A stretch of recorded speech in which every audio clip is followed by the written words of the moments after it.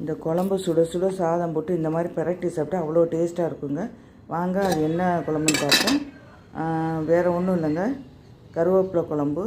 நம்மளுக்கு தேவையான அளவு கருவேப்பிலை, பூண்டு, சின்ன வெங்காயம், தக்காளி, தேங்காய், மிளகு, சீரகம், வரமல்லி எல்லாம் எடுத்து எண்ணெயில் போட்டு நல்லா வதக்கிட்டு, அதுக்கப்புறம் தேங்காய், தக்காளி அதையும் போட்டு எல்லாத்தையும் எண்ணெயில் வதக்கிடணுங்க.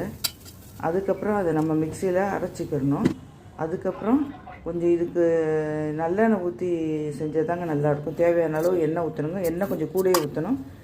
கடுகு, உளுந்தம் பருப்பு, வெந்தயம், சோம்பு, வத்தல், சின்ன வெங்காயம், பூண்டு, தக்காளி எல்லாத்தையும் போட்டு நல்லா வதக்கிட்டு, அதுக்கப்புறம் அரைச்சி வச்ச மசாலாவும் போட்டு தேவையான அளவு உப்பு போட்டு கொஞ்சம் எண்ணெய் பிரிஞ்ச உடனே நம்ம கரைச்சி வச்சுருக்க புளி தண்ணியை ஊற்றி இறக்குனா நம்மளோட கருவேப்பிலை குழம்பு தயார். இது பிடிச்சிருந்தால் மற்றவங்க ஷேர் பண்ணுங்கள். தேங்க்யூ ஃபார் வாட்சிங்.